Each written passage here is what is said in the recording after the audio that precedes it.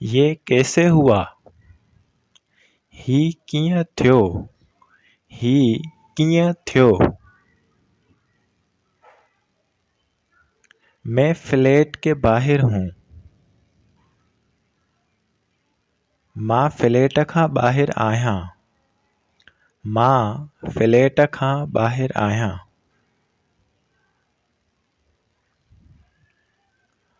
ये स्कूल का पहला दिन है। ही स्कूल जो पहिरियों ॾींहुं आहे। ही स्कूल जो पहिरियों ॾींहुं आहे। मुझे शौक नहीं था। मूंखे शौक़ न हुयो। मूंखे शौक़ न हुयो।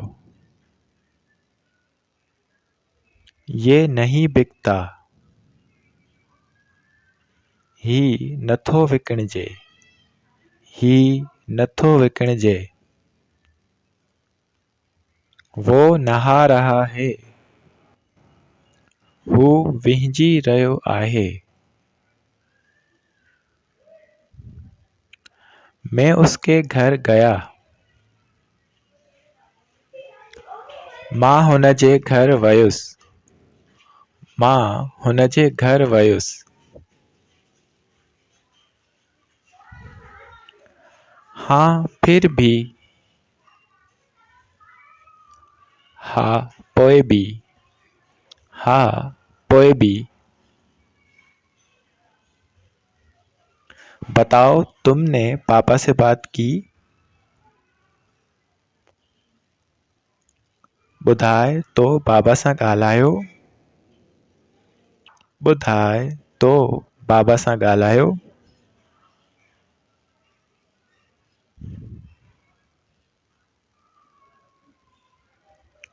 बंदूक नीचे रखो। बंदूक हेठि रखो।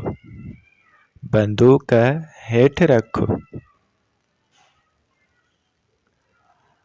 मैं नहीं कर सकता। मां नथो करे सघां। मां नथो करे सघां। वो क्या कहता है? हू छा चवंदो आहे? हू छा चवंदो आहे? मारपीट बंदि करो। मारणु बंदि कर। मारणु बंदि कर। ये बहुत खतरनाक है। ही ॾाढो ख़तरनाक आहे। ही ॾाढो ख़तरनाक आहे। वो मेरा भाई नहीं है। हू मुंहिंजो भाउ नाहे। हू मुंहिंजो भाउ नाहे। मैं बहुत रोया हूँ।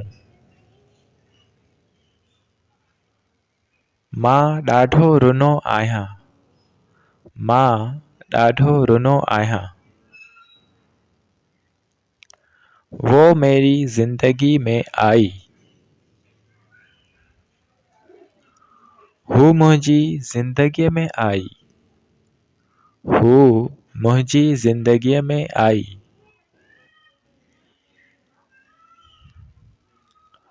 मैं उससे बहुत प्यार करता था। मां हुन सां ॾाढो प्यार कंदो हुयसि। मां हुन सां ॾाढो प्यार कंदो हुयसि। बात तो बिल्कुल दुरुस्त है।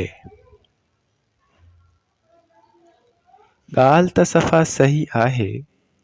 ॻाल्हि त सफ़ा सही आहे। लस्सी पियो। लस्सी पी। लस्सी पी।